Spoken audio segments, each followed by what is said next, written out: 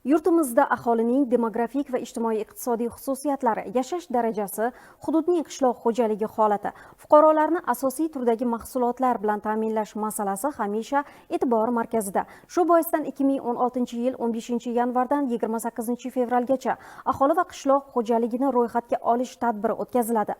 Bu jarayon mamlakatimizning ijtimoiy-iqtisodiy rivojlanishini strategik rejalashtirishda muhim ahamiyatga ega. Navbatdagi lavhamiz ayni mavzuda tayyorlangan. Ro'yxatga olish orqali 38 million aholining yoshi, oilaviy holati, ta'lim darajasi, migratsiya jarayonlari, ish bilan bandligi va daromad manbalari haqida yagona ma'lumotlar bazasi shakllanadi. Shu bilan birga qishloq xo'jaligida yerdan foydalanish, chorvachilik va parrandachilik ko'rsatkichlari aniqlanadi. Tadbir 2 bosqichda amalga oshiriladi. Avvalgi 17 kun davomida fuqarolar census.uz portali orqali One ID tizimi yoki jismoniy shaxsning shaxsiy identifikatsion raqami yordamida onlayn ro'yxatdan o'tishlari mumkin. Keyingi bosqichda esa mahalla yetiligi va boshqa faollar uyma-uy yurib ma'lumotlar to'playdilar. Hozirda viloyat statistika boshqarmasi tomonidan joylarda tayyorgarlik ishlari izchil olib borilmoqda. Mahallalarda, maktablarda va ta'lim muassasalarida aholiga ro'yxatning mazmun, mohiyati va maqsadlari haqida tushuntirishlar berilmoqda. Mahalla yettiligi tomonidan olib boriladi ro'yxatga olish jarayonlari.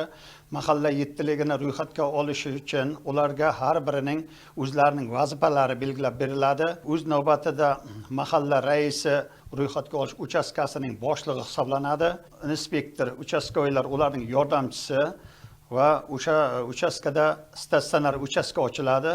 U statsionar uchastkamizda ham mahalla raislari ba'zi bir xodimlar uyiga borganda xohlamaganda yoki qanaqadir uyida bo'lmay qolgan holatlar bo'lsa yoki mahallaga borib beraman deganda statsionar uchastkaga kelib o'z navbatida topshirib ketadi. Yig'ilgan ma'lumotlar hududlarning ijtimoiy-iqtisodiy rivojlantirish, yangi ish o'rinlari yaratish, ayollar va bolalar salomatligini yaxshilash va oilalarga yordam ko'rsatish dasturlari uchun asosiy manba bo'ladi. Bundan tashqari aholi va qishloq xo'jaligini ro'yxatga olish natijalari milliy barqaror rivojlanish maqsadlarini baholash, xalqaro reytinglarda mamlakatimizning o'rnini yuksaltirish, xorijiy investorlarni jalb qilish va turizm salohiyatini oshirishda muhim ahamiyat kasb etadi. Ro'yxatga olish natijalari davlat boshqaruvi samaradorligini oshirishda, aholi uchun qulay sharoitlar yaratishda va ijtimoiy-siyosiy adolatli shakllantirishga xizmat qiladi.